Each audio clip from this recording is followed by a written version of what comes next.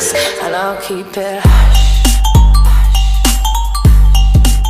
Your family, Ryan Miller here with the Ultimate Persuader for another episode. Today we're going to talk about chunking up, chunking down, and chunking lateral. Three main ideas. I love using them in the sales presentation or the sales process. And the reason is, when you chunk up or chunk down, what you're basically doing is you're moving pieces of information, right, to equate to larger pieces of information, aka chunking up, or you're moving them down as a form of chunking them down. Which essentially means, in layman terms, is you take what the client is giving you, a certain answer, and you either line it high, right? You generalize it, or you move it into the specifics. You're chunking it down, right? The third one, chunking lateral, is you basically moving that piece of information, those words, different category, right? And I know it might seem a little bit odd or strange, meaning why should I even use that? This channel is going to be all about NLP in sales. And so a big part of NLP is using language to affect the client's neurology or impact his neurology in a way that's improving his life and gets him to invest in your product, because that product is going to improve his life, hopefully, right? And so those are the three processes, right? Now let's take an idea or one word and dissect it down into chunking up, chunking down, and chunking lateral to really illustrate what I'm talking about, right? So we'll take the word money, right? Money. A lot of you came to this channel to make more of it, and we will. Be patient. Let's talk a little bit about money. So chunking up when it comes to money. The question you would ask in order to chunk up would be, what is it a part of? Right? So what is money a part of? Money is a part of currencies, right?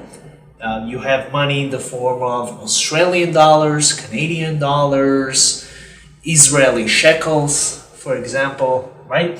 Another example of money would be investment capital. So investment capital for a real estate venture, for example. Another form of money, of course, would be loans, right? Taking loans from the bank.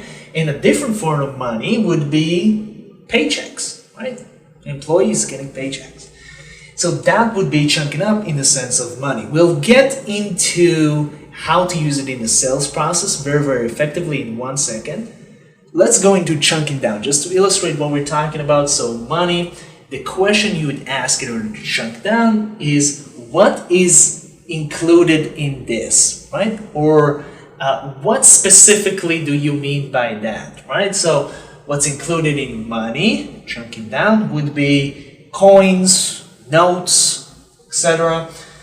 And you get the point. The third one, chunking lateral, right? In order to chunk lateral, we would ask, what is it an example of? Right? So again, when we chunk in lateral, we actually moving it into a different category. So chunking lateral, right? What would be an example of money? Right? So money would be an example of a form of trade or a form of trading something. It can also be a way of doing business. And it can also be a way of paying a salary to an employee, for example. Right? So those will be chunking lateral. Now, let's take it, here's the exciting part, let's take it and use it in a sales scenario, right? So let's say that I'm selling a product that helps the client get into fitness, right? So, and by the way, I would dissect it in the next videos into actual levels or stages, meaning how to create an effective sales presentation from start to finish. What are the actionable steps? There's 5 of them. I'll cover them in later steps. For now, let's just focus on this and going back to it. I'm selling a fitness product. So the way that I get into chunking down, chunking up, and chunking lateral, I would ask the client, how did you decide to look into this product, right? So how did you decide to look into this product? So the client says, well, I looked it up online and I just want to be skinny or I want to get fit, right? Now, that is his reaction over here, is his response. I want to be skinny. Now, I can take it multiple ways. I can chunk it down to say, what specifically do you mean by that? So he would say, for example, oh, I mean that I want to lose 10 pounds. So you're getting specific. The only reason you'd want to get specific in a sales presentation is, one, if the client asks you certain details that are actually important to close the sale, or if you, the salesperson, would like to better understand what does a client mean by that. Those are the only ones. You want to keep the client in big picture, right?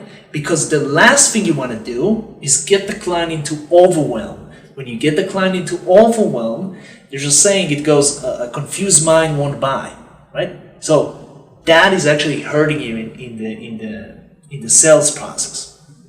All right, going back to his answer, I want to be skinny. How would we take that and actually chunk up? So we would say, that's a question, what is it a part of? In a sales presentation, I would say, we'll take, I want to be skinny, and I would say, I appreciate that. What would be the highest purpose for you to be skinny? So, what would be the highest purpose for you to be skinny? Again, we're going bigger picture. So he would say, I want to be happy. Or if I were skinny, the purpose is for me to be happy, right? Or any variation of that. Now, we still are not satisfied with this answer. Why would we still keep digging to the big picture? We would keep digging into the big picture because what the client is giving you, the response that the client is giving you, is not the dominant buying motive. Okay? Hopefully I'm not overwhelming you with a lot of concepts. We will cover all of them in this channel. So for now, that response that the client gives you is not the reason he's going to buy the product. It's a surface level response. You want to get them to chunk up to the highest purpose, because once you discover what's behind everything he's saying, you get to that point which is worth everything for the client. And when you get to that point, having a $5,000, $10,000, $50,000 product does not matter. All of a sudden it's not expensive because you went into the highest purpose, that thing, that most valuable thing for that client. So let's look at that in this example. Perfect, I appreciate that. So you want to become happier. May I ask, what would be the intention of that for you? So the client would say, I want to feel joy. Or it will help me feel joyous on an everyday basis. Oh wow, always emphasize with the response, right? It's, again, I said it in the last video, it's gotta feel like you actually communicating with the client and not being a robot. Yes, this is a system. Yes, it's incredibly powerful and effective. However, if you memorize it like a robot, it won't be as effective. So just remember that. I appreciate that. And what would be the highest purpose of that for you? Right? Now, the client now says, I want to be whole. Do you notice the difference between I want to be skinny or I want to lose 10 pounds to I want to feel whole? Feeling whole is worth everything for your client, is worth much more than being skinny.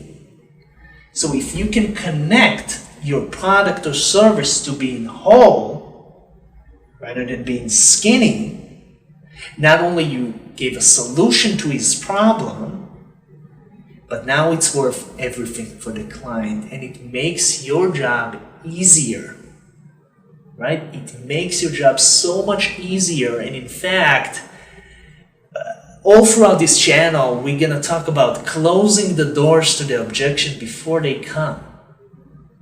You don't want to wait or give the perfect presentation just in order for you to fight with the objections. All the objections is limiting beliefs. You got to change the perception of your client in order for him to buy. If you can expect and know what would be those objections coming later on, and slowly but surely close the doors on each one of them, figuratively, you'll be able to have a smooth, easy, effortless interaction that would lead to a sale. That's exactly what we want to have, right? So we went from skinny to wanting to feel whole, right? Now the clients want to feel whole. So how do I close that? How do I bring this whole tool in the conversation to an effective ending or an effective transition?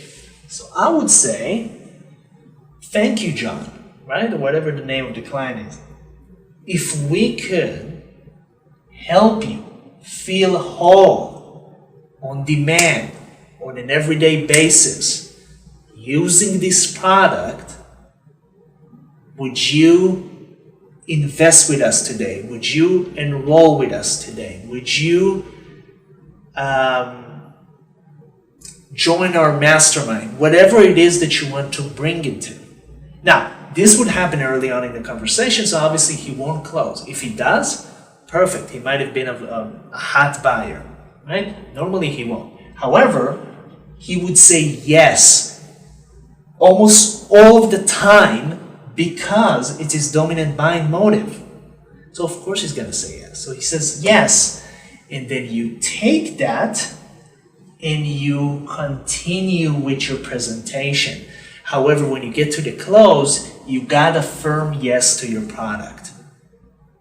Very effective. Now, let's talk a little bit about chunking lateral. So, in this exercise, we actually didn't use chunking lateral, but here, if you want to, you would say, what is an example of being skinny, right? Or in a sales scenario, you would say, can you give me an example of that? That is in layman's terms, right? That's a communicated dialogue type of question that would express chunking lateral, right? So what would be an example? Can you give me an example of what you just said? So an example of being skinny would be, yes, I want to swim in a tiny bathing suit in the summertime.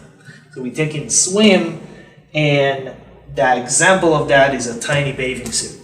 It's an example of being skinny, or an example of application of being skinny. Hope that makes sense. You would use chunking lateral in a sales process? I would say pretty rarely. However, if you want to shift the client from his problem state into a different category that your problem can solve, you would actually use that.